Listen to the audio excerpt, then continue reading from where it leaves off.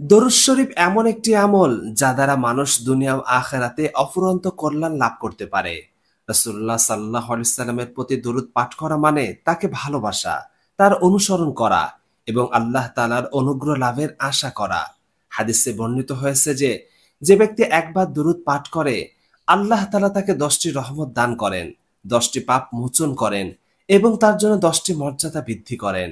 যখন কোনো ব্যক্তি দরুদ শরীফ 1000 বার পড়ে, তখন তার জন্য বিশেষ কল্যাণ ও ফজিলতের দরজা খুলে যায়।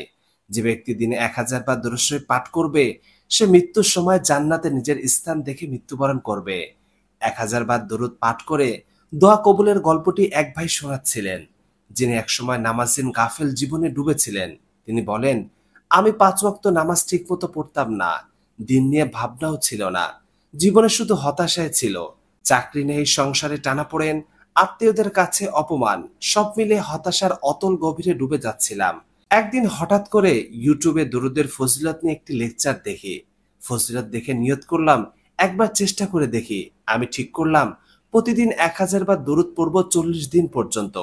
প্রথম কয়েকদিনেই মনে হচ্ছিল ভেতরের ভার যেন একটু হালকা হয়ে যাচ্ছে, অজানা এক প্রশান্তি পাচ্ছিলাম। দিন যেতে লাগলো। ঠিক 34তম দিনে একটা কোম্পানি থেকে চাকরির কল আসে, যে চাকরির জন্য আমি আগেও অনেকবার আবেদন করে ব্যর্থ হয়েছিলাম। এবার একেবারে ডিরেক্ট চাকরি কনফার্ম হয়ে গেল। সেদিন শুধু সেজদায় পড়ে আল্লাহ তাআলার শুকরিয়া আদায় করে কেঁদেছিলাম।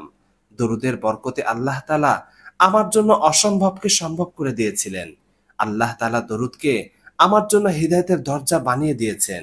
এই দরুদই আমাকে নামাজে ফিরিয়েছে, হতাশা থেকে মুক্ত করেছে, আর প্রমাণ করেছে দোয়া কবুল হয়, শুধু দরজা ঠিক রাখতে হয়।